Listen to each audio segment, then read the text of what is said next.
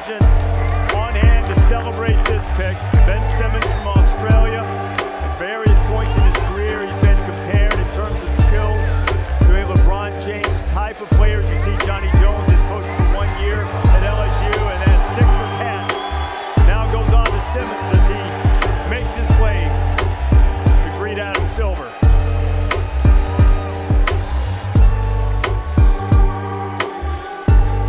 And according to ESPN Analytics, this is the guy that is most likely to perform at an all-star level in his first 5 years in the NBA. He's a terrific offensive player because of the body type. There's been comparisons to Kevin Durant. That's a lofty standard, but certainly it's a great place to start for Brandon Ingram and the Lakers. Another multi-dimensional player. Brandon Ingram is the youngest college player in this draft. He is a full year younger than Ben Simmons. Perhaps a surprise to some, Jaylen Brown averaged nearly 15 points in his lone season for the sturdy Golden Bears. Just this week, he went back to Boston for another workout and another chat with the Celtics press. And again, trades have to go through the league. I'm not suggesting we know anything. I'm just saying we can pump the brakes just a little. But if there's John Calipari, who has another lottery pick, this one being Jamal Murray, who averaged 20 points per game, another player with an international background who grew up in Canada, played a year for the Wildcats. Calipari saying all day today that he believes that Murray will lead all rookies in scoring next year. No Kentucky freshman had ever scored more points per game than Jamal Murray did this year.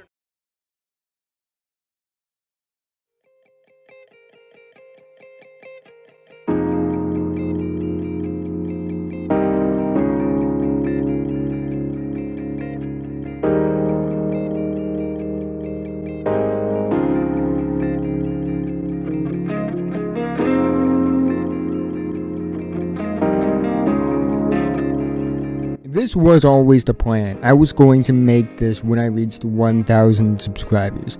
Well, thanks to Jacob, I'm now at 4,000 subscribers, so this is coming a lot sooner than I ever thought it would.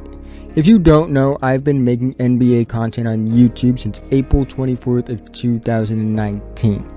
What many of you don't know, actually I know none of you know this because I've never actually told anyone about this, is I've been making content about basketball for years before even considering making YouTube. I started writing about basketball in the summer of 2015 when I was 13 turning 14 years old before my freshman year of high school. This was the summer I really became interested in high school and NBA draft prospects, and this led to me covering my first draft, the 2016 NBA draft. Today I want to talk about the first ever big board I made. Well, not the full big board, but the top 7 players. Why the top 7? You'll see soon enough.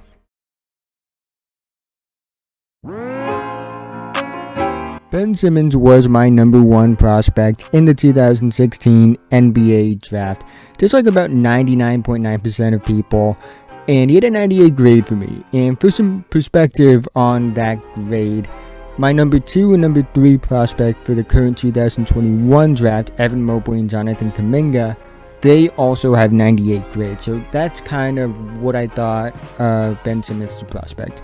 He was a borderline generational prospect, and I think looking back, I probably would say he is a generational prospect. But, you know, I think that I thought the shooting thing, it was a real concern, and I think it kind of held me back from giving him that 99 grade. I never agreed with the LeBron comparisons he was getting. I still don't agree with those comparisons, and I think people realize that comparison was lazy and stupid.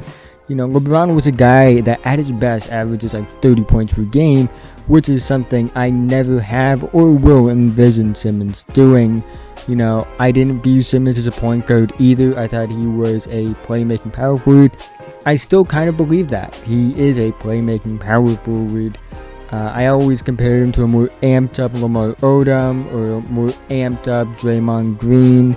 Of course, the big concern, like I mentioned earlier, was his shooting, which hasn't progressed at all. He still doesn't shoot threes. His free throw percentages aren't great either.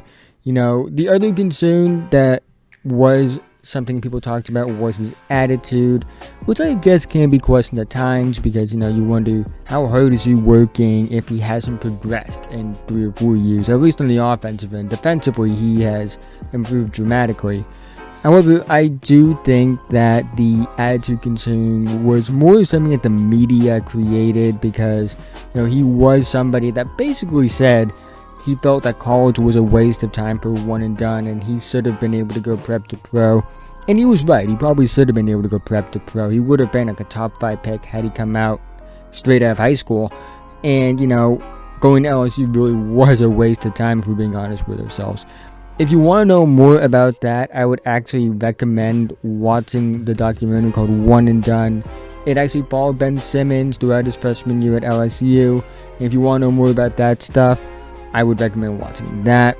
However, despite all of the concerns about the attitude and the lack of a jumper, you still find guys that are 6'8", 6'9", 6'10", that are elite passers, and he just did things at his size, and he still does things at his size that just don't seem possible.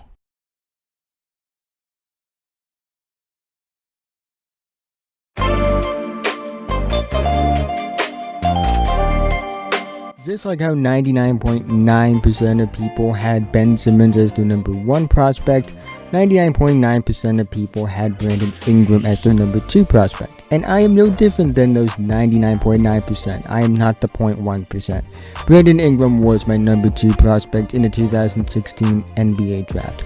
Like Simmons, Ingram also garnered a lot of unfair comparisons to an all-time great small forward.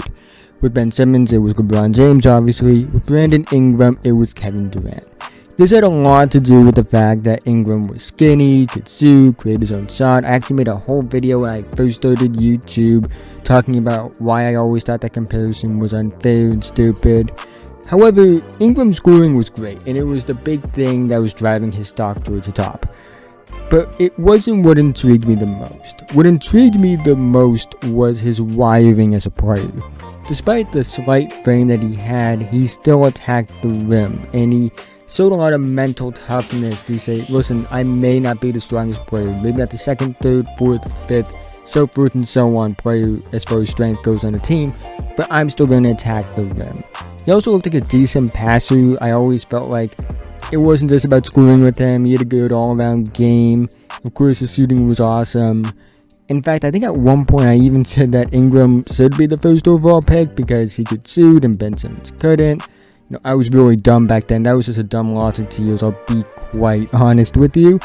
However, I always thought Ingram had a higher ceiling than Simmons, but he did have a lower floor. Like Ben Simmons, there really was no way I saw him failing in the NBA. With Ingram, I thought there was a legit chance that this guy just doesn't work out in the NBA because of the frame and if it never improves.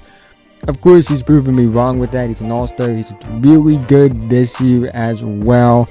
And, I always said again, I thought Ingram had the higher ceiling. And, maybe now, and it's a bit early in the season and anything can happen, but as of right now, it looks like maybe Ingram does have the higher ceiling and he's finally starting to reach it.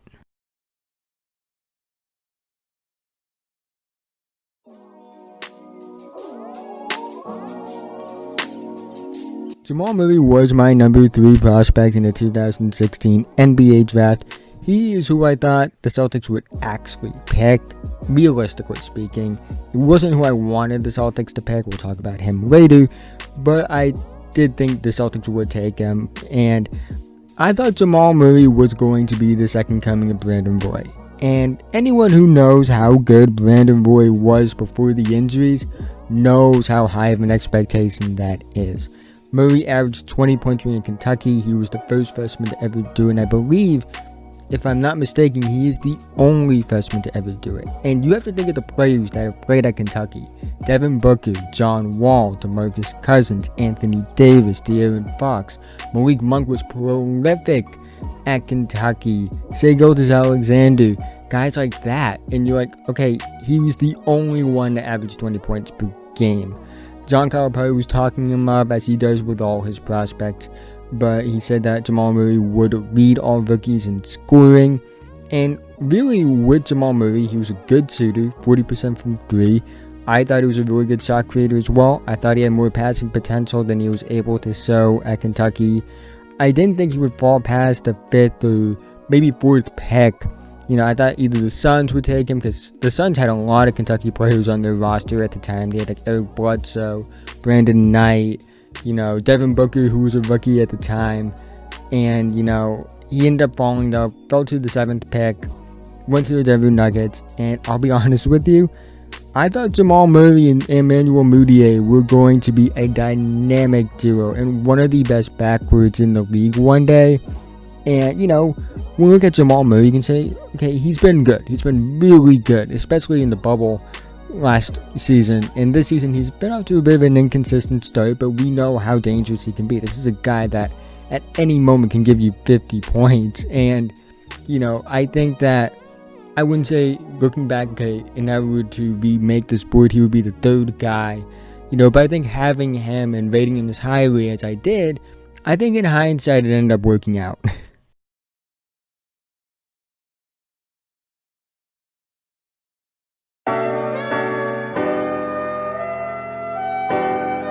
My number 4 prospect in the 2016 NBA draft was KRIS Dunn.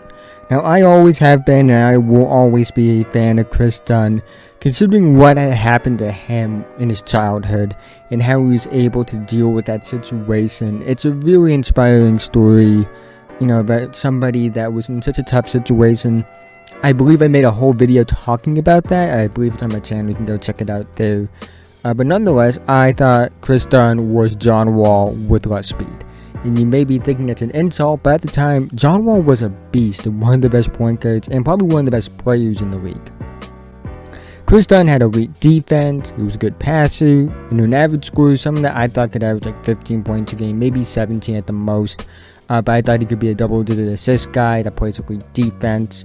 He was a redshirt junior. I thought he was going to be the most NBA-ready prospect in the draft. I would have put him over Murray, but I just thought Murray had a higher ceiling, and they were similar enough at the same stage.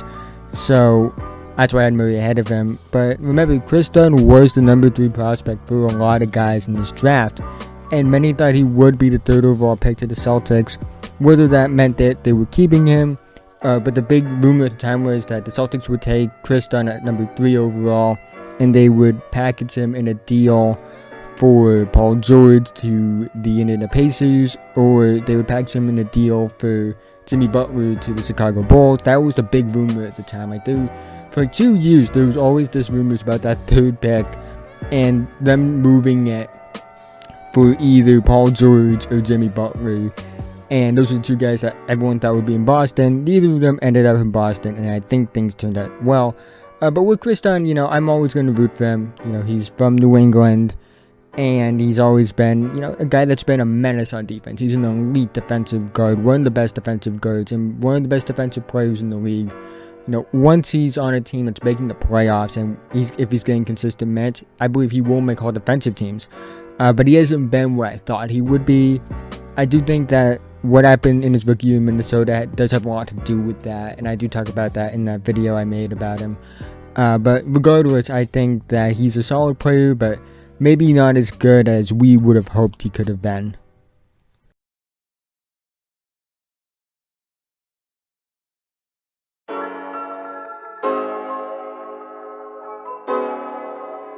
My number 5 prospect was Thon Maker. Now, this was the first edition of the I'm higher on this prospect the most. The difference between this one and other prospects that I was higher on the most in later years is this wasn't based off tape like those ones were. Like, me being higher on Tyrese Maxey and Cole Anthony was based off the tape I watched. And, guys like that. With Thon Maker, it was based off a mixtape, or the mixtapes that he had, because his mixtapes were insane. I thought he had an elite handle, had elite shooting ability. I thought he had the highest ceiling in the draft.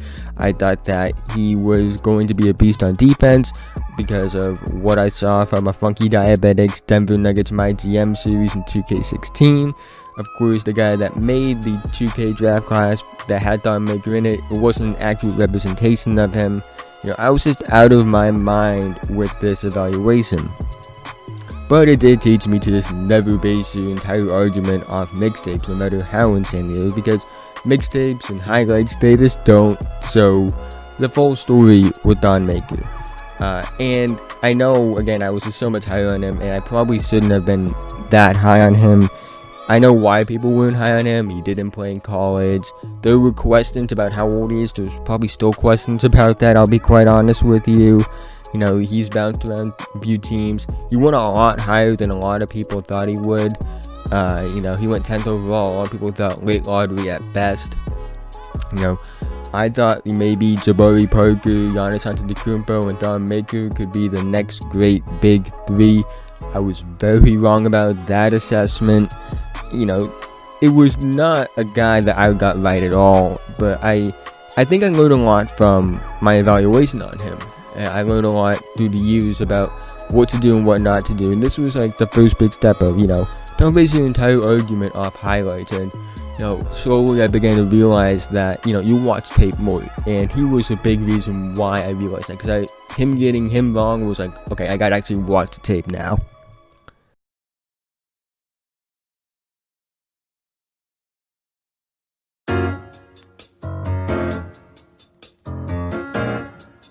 My number 6 prospect was Buddy HIELD in 2016.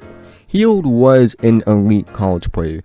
I wouldn't say it was necessarily on the Jimmer Fredette levels of mania around him, but I would say it was up there when he was in college. Like, he was a very popular player. He garnered a lot of following during his time at Oklahoma. He was National Player of the Year his senior year. And I also think a lot of it had to do with Steph Curry and his three-point shooting, because like 2016, Steph Curry just kind of took over the league and had one of the best seasons of all time, like broke all these three-point records, and Buddy HIELD was doing all these like three-point record stuff at Oklahoma, and I think people became enamored with that. And on top of that, you know, usually when you look at a 4-year player, you're not going to rank them that highly because of the fact that they are older, and you have younger guys that have more potential, and the ceiling may not be as high on a 4-year player. But also maybe looked at Steph Curry, who was like a junior when he came out of Davidson, and say, okay, maybe it can work. And I think a lot of people use that, including myself, to, you know, excuse HIELD maybe having a lower ceiling and making him highly. He was, of course, an elite shooter. He could create his own shot. I think at one point I even considered him for the first overall pick. He was somebody that was talked about as potential pick for the Boston Celtics. You know, some maybe even thought the Lakers, because Kobe Bryant said some really nice things about him. He would have been a lot higher on my board had he been doing this as a one and done, because I think that he was a very similar prospect to Jamal Murray, and he was a bit more polished than Jamal Murray in my opinion. But, you know, Murray was like significantly younger than HIELD was. And, you know, now I just mentioned how shocked I am that Buddy HIELD is older than Andre Drummond.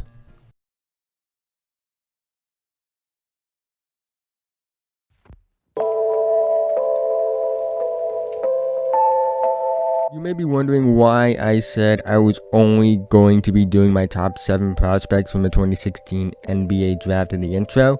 Well, I wanted to end it on Jaylen Brown, who was, of course, my number 7 prospect in this draft. As many of you know, Jaylen Brown is my favorite player in the NBA and one of my favorite players of all time.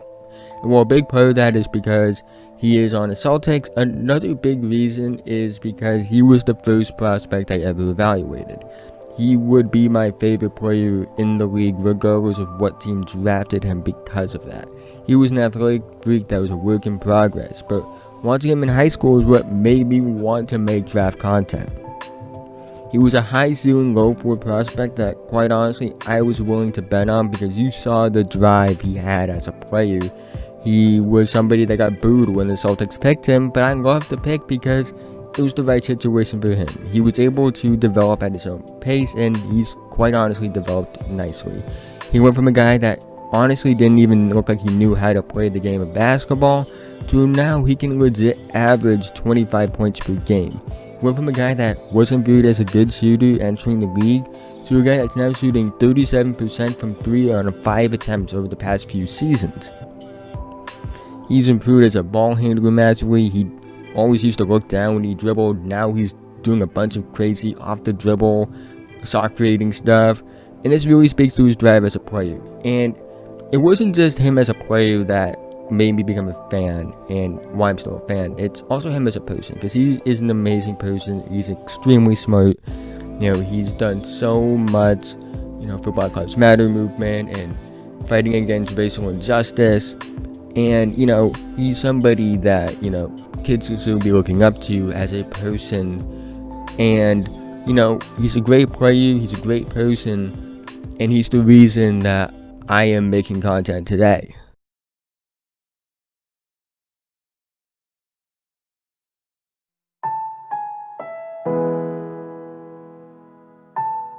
I have changed a lot about how I cover the draft since 2016. I watch more tape now than I ever did. In fact, I think watching tape is something that takes up a majority of my life. I've learned a lot from my past mistakes, and I know I'm going to learn a lot from my future mistakes. Trust me, I'm literally doing it right now. But here's the thing, no matter how much I improve, I know I will never be perfect at this. Because even the best guys in the draft process aren't perfect at this.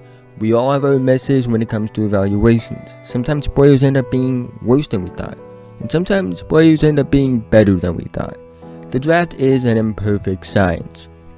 No matter how much work you put in, nothing will be perfect, and the unexpected will happen. Nobody thought Stephen Curry would be the transcendent superstar that changed the game the way he did when he was coming out of Davidson. Nobody thought Russell Westbrook would be the first player in 55 years to average a triple-double, and then do it for 3 straight years, winning an MVP, multiple scoring titles, and leading the league in assists multiple times when he was coming out.